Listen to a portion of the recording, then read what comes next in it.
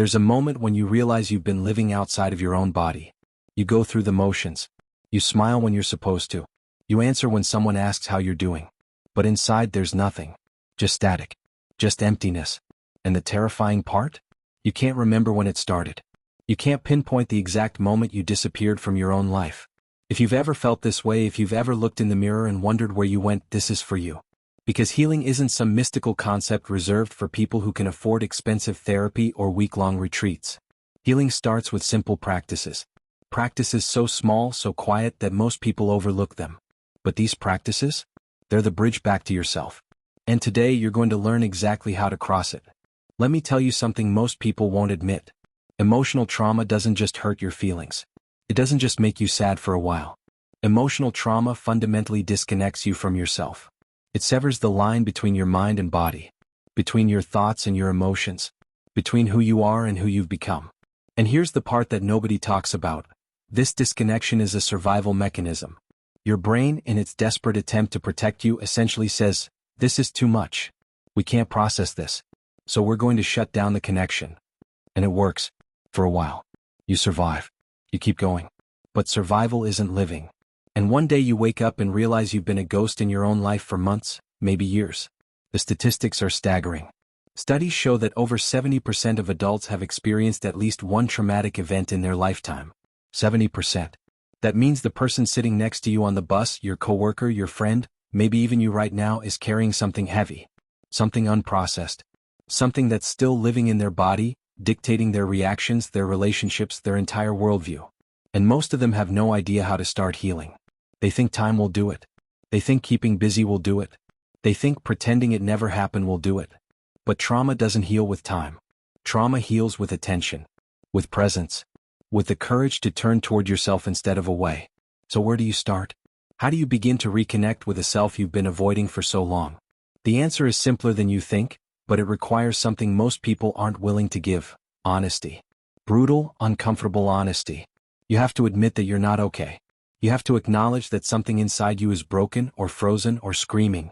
And you have to decide right now that you're worth the effort it takes to heal. Because healing isn't passive. Healing is the most active thing you'll ever do. It's choosing yourself over and over again, even when every part of you wants to run. Even when the disconnection feels safer than the alternative. Here's where it gets interesting. The first practice that will change everything has nothing to do with talking about your trauma. It has nothing to do with analyzing what happened or why it happened or who's to blame. The first practice is somatic. It's physical. It's about your breath. And I know what you're thinking. Breathing? Really? That's the big solution? But hear me out. Your body has been holding your trauma since the moment it happened. Every muscle, every cell, every nerve remembers what your mind tried to forget. And the fastest way to start releasing that stored trauma is through conscious, intentional breathing. Not the shallow chest breathing you've been doing for years. Not the breath you take when you're anxious or distracted. I'm talking about deep, slow belly breathing that signals to your nervous system, "We're safe now. We can let go." Here's how you do it. Find a quiet space.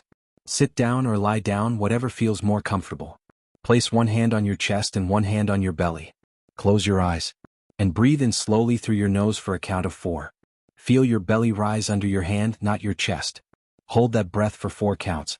Then exhale slowly through your mouth for 6 counts. Feel your belly fall. And repeat. Do this for just 5 minutes. That's it. 5 minutes. And here's what will happen. At first, nothing. You'll feel stupid. You'll want to quit. Your mind will tell you this is pointless. But keep going. Because somewhere around minute 3 or 4, something will shift. You might feel a wave of emotion. You might feel your body relax in a way it hasn't in months. You might even cry. And that's good. That's your body finally feeling safe enough to release what it's been holding. The science behind this is incredible. When you experience trauma, your sympathetic nervous system goes into overdrive. Fight or flight mode becomes your default setting. Your body is constantly prepared for danger even when there is none. And this chronic activation wreaks havoc on everything. Your sleep, your digestion, your immune system, your ability to feel joy. Conscious breathing activates your parasympathetic nervous system, the rest and digest mode. It tells your body, the threat is over. You can come back now. And slowly, breath by breath, you start to thaw. You start to feel again. Not just the pain but everything. The warmth of sunlight. The texture of your clothes. The sound of your own heartbeat. You start to come home to your body. But breathing is just the beginning. The second practice is one that most people actively avoid because it's deeply uncomfortable. It's called the mirror exercise. And it's exactly what it sounds like. You stand in front of a mirror, look yourself directly in the eyes, and you stay there. No distractions. No phone. No music. Just you and your reflection. For 3 full minutes. And here's why this is so powerful. After trauma, we become experts at avoiding ourselves. We avoid mirrors. We avoid photos. We avoid any reflection of who we've become because we're ashamed. We're disappointed. We don't recognize the person staring back. And that avoidance keeps us disconnected. The first time you do this exercise, it will be excruciating. You'll notice every flaw, every imperfection, every way you failed yourself. Your inner critic will have a field day. But you stay. You keep looking. And somewhere in that discomfort, something remarkable happens. You start to see yourself as a human being. Not a collection of mistakes or traumas or shortcomings, but a person. A person who's been through something. A person who's survived. And in that moment of recognition, compassion begins to grow. You start to understand that you've been doing the best you can with what you had. And that's enough. That's always been enough. Do this exercise every day. Set a timer for 3 minutes. Stand in front of the mirror. Look into your own eyes. And breathe. Don't try to smile. Don't try to look happy or confident or healed. Just be present. Just witness yourself. And over time you'll notice something shifting. The harshness in your gaze will soften. The criticism will quiet down. And you'll start to feel something you haven't felt in a long time. Connection. Not to some idealized version of yourself, but to the real you. The messy, imperfect, still healing you. And that connection is everything. Now, if you're finding value in these practices, if something inside you is recognizing the truth in these words, do me a favor. Leave a comment below and tell me which practice you're going to try first. Are you starting with the breathing? Or are you brave enough to face yourself in the mirror? Your comment might be exactly what someone else needs to hear to take their first step. We're building a community here. A community of people who are done pretending. Who are ready to heal. And your voice matters. The third practice is one that's been used by therapists, writers, and healers for centuries. It's called expressive writing, but it's not the kind of journaling you might be thinking of. This isn't Dear Diary, here's what I ate for breakfast. This is raw, unfiltered stream of consciousness writing that bypasses your inner editor and goes straight to the truth. And the truth, as uncomfortable as it is what sets you free. Here's how it works. Set a timer for 15 minutes. Grab a notebook or open a blank document. And write. Write about what happened. Write about how it felt. Write about how it still feels. Write about the anger, the shame, the grief, the confusion. Write without stopping. Without editing. Without worrying about grammar or spelling or whether it makes sense. Just let it pour out. The key here is that you're not writing to create something beautiful. You're not writing to share with anyone. You're writing to release. To externalize what's been trapped inside. And here's what's fascinating. Research shows that expressive writing about traumatic experiences can significantly reduce symptoms of PTSD, anxiety, and depression. It can improve immune function. It can even help you sleep better. Because when you write about trauma, you're giving your brain permission to process it. You're creating distance between yourself and the experience. You're moving it from something that's happening to you right now to something that happened to you in the past. And that shift, that simple grammatical shift from present to past tense, is incredibly healing. But there's a catch. You can't write once and expect everything to change. You have to make this a practice. Write every day or every other day for at least 2 weeks. And here's what will happen. The first few sessions will be brutal. You'll cry. You'll feel worse before you feel better. You'll wonder if you're doing more harm than good. But keep going. Because around day 5 or 6, something will shift. The emotions will start to lose their grip. The stories you've been telling yourself will start to unravel. And you'll begin to see patterns. You'll begin to understand not just what happened but how it shaped you. And once you understand it, you can start to rewrite it. Let me share something personal with you. Years ago, I went through something that shattered me completely. I won't go into details because this isn't about me, it's about you. But I will tell you this, for months I was a shell. I went through the motions of life but I wasn't really there.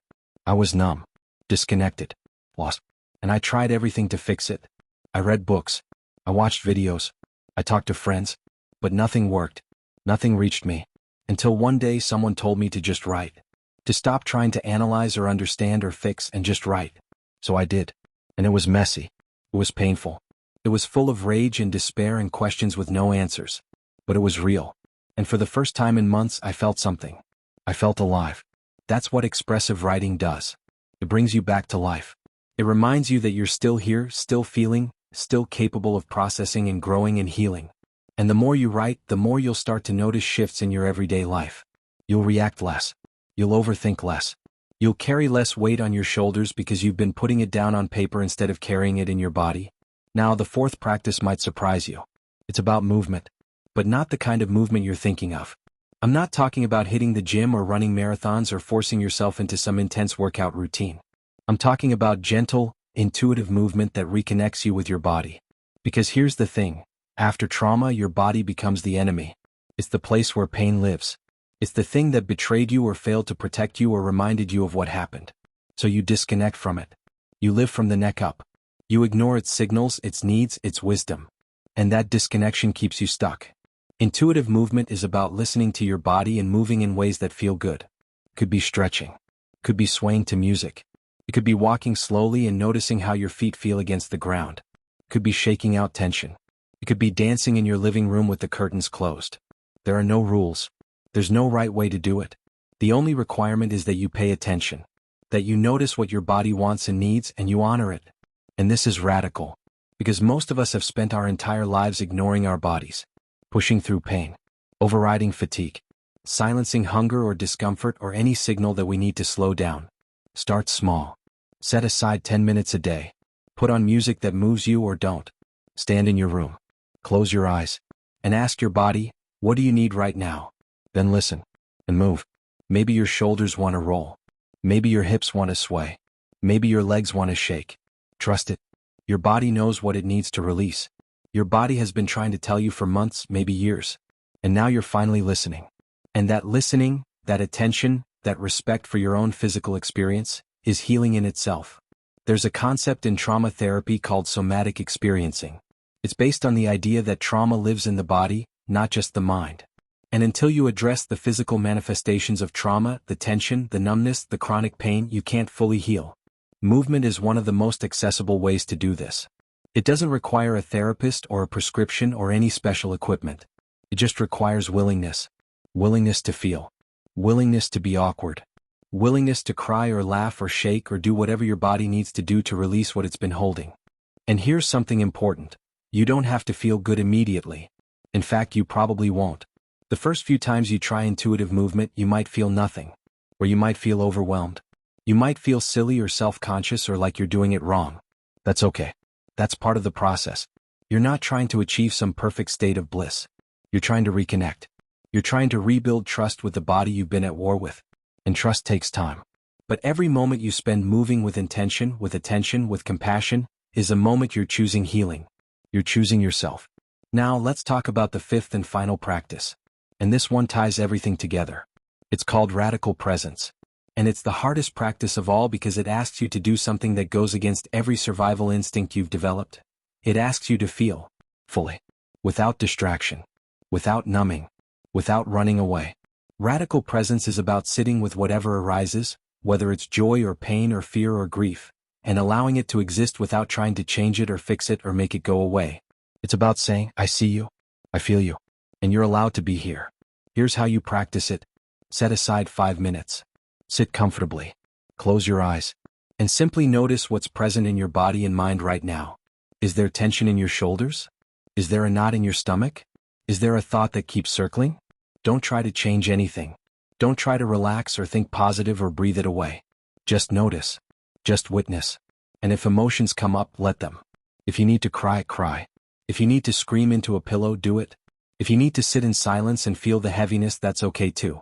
The point isn't to feel better. The point is to feel. Period. This is terrifying for most people because we've been conditioned to avoid pain at all costs. We've been taught that negative emotions are bad. That we should always be happy, always be positive, always be moving forward. But that's not how healing works. Healing requires you to stop running. To stop bypassing. To stop pretending everything is fine when it's not. Healing requires you to turn toward your pain with curiosity and compassion and say, I'm here. I'm not leaving. We're going to get through this together. And here's what happens when you practice radical presence consistently. The emotions that felt unbearable become manageable. The pain that felt permanent begins to shift. Not because you've gotten rid of it, but because you've changed your relationship to it. You've stopped seeing it as the enemy and started seeing it as information, as energy that needs to move through you. And once you allow it to move, once you stop resisting, it loses its power. It becomes just another part of your human experience. Not something to fear. Not something to avoid. Just something to feel and then release. Let me be clear about something.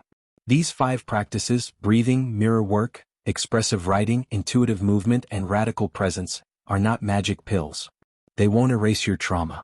They won't make everything perfect. They won't transport you to some enlightened state where nothing ever hurts again. What they will do is give you tools. Tools to reconnect with yourself. Tools to process what you've been carrying. Tools to slowly, gently, patiently rebuild the bridge between who you were and who you're becoming. And that bridge? That's where healing happens. Not at the destination, but in the journey itself. You need to understand something crucial right now. Healing is not linear. There will be days when you feel amazing. When you feel strong and whole and like you've finally figured it out. And then there will be days when you're right back in the darkness, wondering if anything has changed at all. That's normal. That's part of the process. Healing doesn't mean never feeling pain again.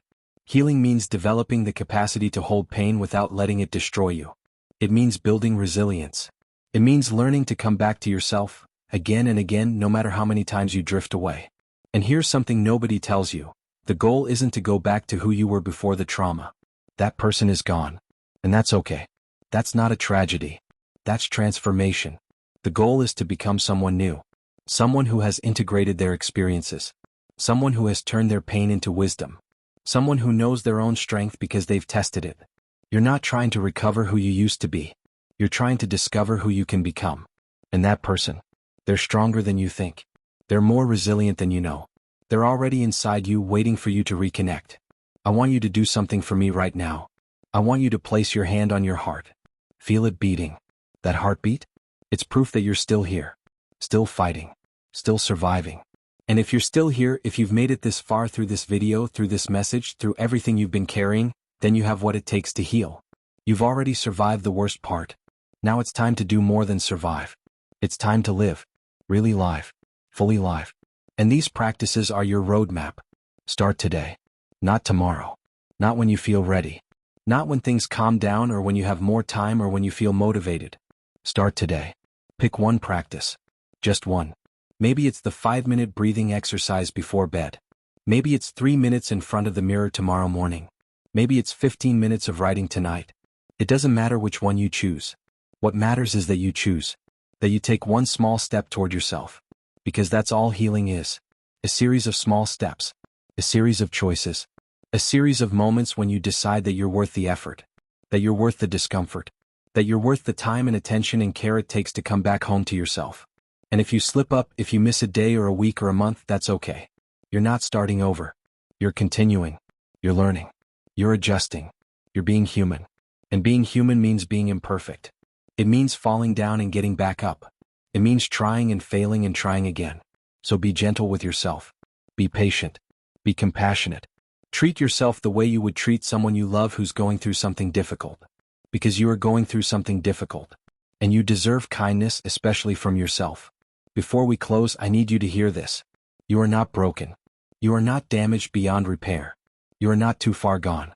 You are a human being who experienced something painful, and your system responded exactly the way it was supposed to. Protected you. It helped you survive. And now that the immediate threat is over, it's time to teach your system a new way. It's time to show your body and your mind that it's safe to feel again. Safe to connect again. Safe to be present again. And these practices are how you do that. Not all at once. Not perfectly. But gradually. Consistently. Courageously. Your healing matters. Your reconnection matters. Your journey back to yourself matters. Not just to you but to everyone whose life you touch. Because when you heal, you give others permission to heal. When you show up authentically, you give others permission to do the same. When you choose yourself, you show others that they can choose themselves too. Your healing creates a ripple effect. It changes not just your life but the lives of everyone around you. So don't underestimate the power of these simple practices. Don't minimize the courage it takes to do this work. You're not just healing yourself. You're healing generations. You're breaking cycles. You're creating new possibilities. So here's what I want you to do right now. Subscribe to this channel if you haven't already. because there's so much more to explore. So many more tools and practices and insights that can support you on this journey. Leave a comment telling me which practice resonated with you most. Share your experience. Share your struggle. Share your hope.